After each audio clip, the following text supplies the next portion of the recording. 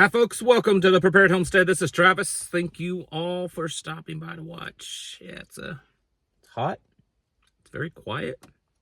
There's no wind at all blowing. It's kind of weird. We usually have some kind of breeze around here, and right now there's nothing. Listen, nothing. It's weird. So the big beautiful bill passed. I figured it would. I said so this morning, and it did. It passed, and it's on its way to Trump's desk. Supposed to sign it tomorrow, July 4th, Independence Day. Big celebration for that, if you think it's great, but I'm not too excited about it. There's, of course, I haven't read the whole thing. I'm just going by like everyone else, like what people are saying that's on it. I mean, who's going to sit down and read, what is it, like 1,300 pages or something like that? I've got better things to do with my time. Anyways, there's some good things in it, I guess, but there's a lot of slop in it, a lot of pork, a lot of things that make you wonder why it was so imperative for this thing to pass. Because usually when these big bills like this get pushed through with such just intensity, there's usually stuff in them that you don't want to know about it. I mean, you go back to the Patriot Act, that it was known for that. There's been some big omnibus spending bills that's been that way, where they're just huge, big, massive pieces of legislation, and they get passed, and then afterward you find out, oh, wait a minute, there was this in it. This one's got a bunch of AI stuff. For 10 years you can't regulate AI. States can't. There's the whole silencer or hearing protection act and the short barrel act really didn't happen the way it's wanted to.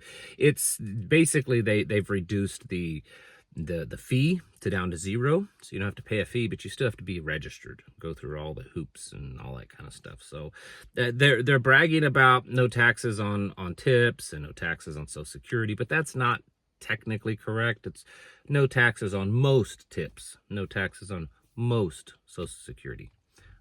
But there's a big cuts to Medicaid. There's cuts to illegals receiving certain benefits. That's a good thing. And there's a whole lot of money being spent on ICE, Border Patrol and ICE, which I knew there would be. I've told you this way back before the election, that if Trump got elected and if he followed through with his promise to round up and kick out a bunch of illegals, we were going to have to dramatically expand the size of ICE. And so it's happened, or at least it's going to happen. And I know on one hand that's good, but it's just, I don't know, it's that constitutionalist in me, that when government expands, when the enforcement wing especially of government expands greatly, rapidly, very few times does that end up being a good thing. Very few times. Maybe this will be different, but usually it ends up not being a good thing when it comes to liberty.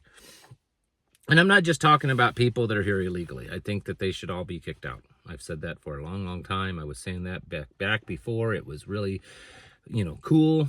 I was anti-illegal before anti-illegal was cool, folks. But I don't trust government, and I don't trust any of our leaders. And anytime you give them big, huge blank checks to dramatically and rapidly expand the size of government, especially an enforcement branch, I don't see that necessarily as being a win. But we'll see. Maybe it will be. The overall spending of the bill, that's the big thing. We're talking at least $2 trillion a year in extra debt. With a expanding or raising the debt ceiling by $5 trillion. We're already at $37 trillion. The U.S. dollar has lost 11% of its value just since the first of the year, and we're going to be spending a whole bunch more. And I know that, we've got all these tariffs. We're making money off of these tariffs. That's what we're being told. Big old horsefly. We're making lots of money off these tariffs. Where does that money come from on tariffs? because it doesn't come from the foreign countries. You know, when we slap tariffs on China, China's not paying those tariffs. Chinese companies that's importing into this country aren't paying those tariffs. American companies that are importing it, they're paying those tariffs, and they're either absorbing them or they're passing them on, or usually it's a little bit of both, to the consumer. So one way or the other, Americans are paying those tariffs. And if the companies are paying higher tariffs and they don't pass them on to the consumer, then their cost of doing business is higher, which means it hampers their ability to grow more, their ability to hire more people, because their overall cost is more. The small businesses, it's really going to hurt the tariffs. You know, small mom and pop shops and stuff are hurting because of it, and they will continue if the tariffs continue. So, you know, there's that. There's a lot of stuff with this, folks.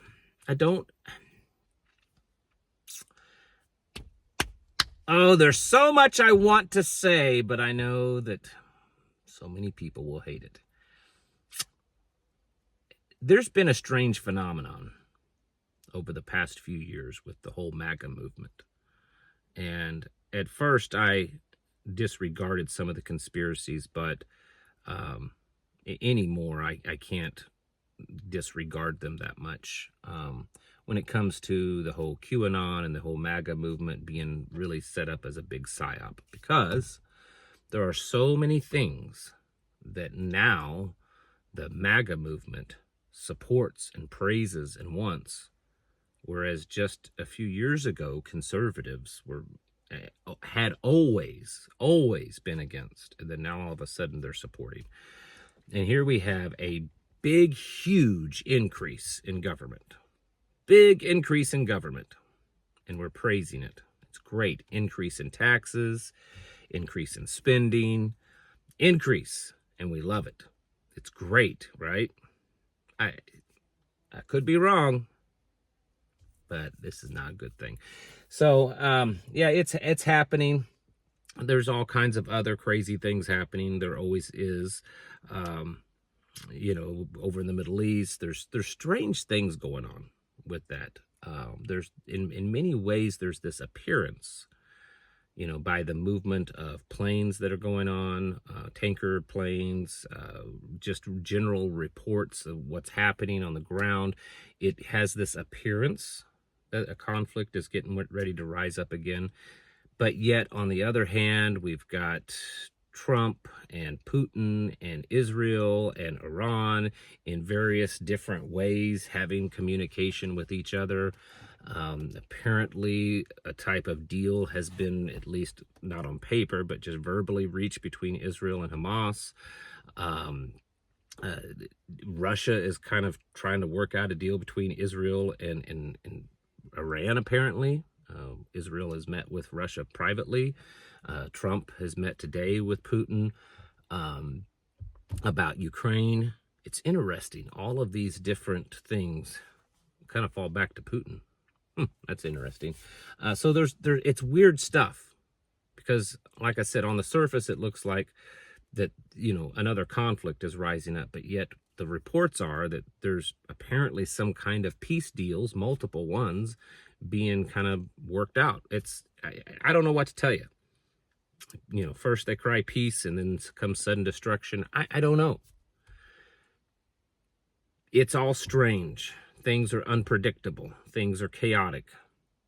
And just simply because of that is a reason we need to prepare ourselves. You know, stop looking to big brother government, big technology, politicians, any of those kind of things to be the thing that protects and saves you, or that you lean on, or that you're dependent upon.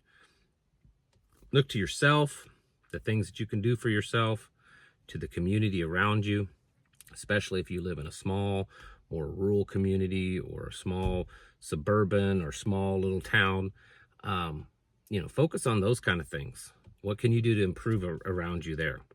What can you do to improve your own self, your own homestead, you know, the people around you, whether it's through communications of what to do when things get bad, or just being part of that community and doing your part of making it a better place. Because if one thing that we've learned over the last few years, as if it wasn't apparent before then, you can't depend upon any big system. It's going to stab you in the back every chance it gets. So keep on with your preparedness, getting yourselves in order, your family in order, and here's the thing: that the biggest thing that you need to put focus on, the biggest thing that is can protect you and can get you through this is Yeshua. Turn to Jesus, because that is your rock, that is your Savior, and so make him that today. But other than that, you need to be getting yourselves prepared, because it's a lot of stuff. I mean, the conversations come up again about using gold reserves to buy Bitcoin. Conversations come up again recently about Canada being the 51st state. The conversations come up recently again about, taking over Canada. So these things still exist. The Epstein files are, nobody knows where they're at. Looks like Diddy's going to get off, and his files will probably never be shown. There's no auditing of the Fort Knox. We'll never find out the truth there. But these other things still linger around. And I believe that they're all part of a big charade, a big game. And that and many other things should be enough to get you up off your seat and get you serious about preparations. Because it's not over, folks. It's just getting started. It is just getting started. Get your houses in order and prepare yourselves mentally, physically, and spiritually. Thanks for watching. Catch you in the next video.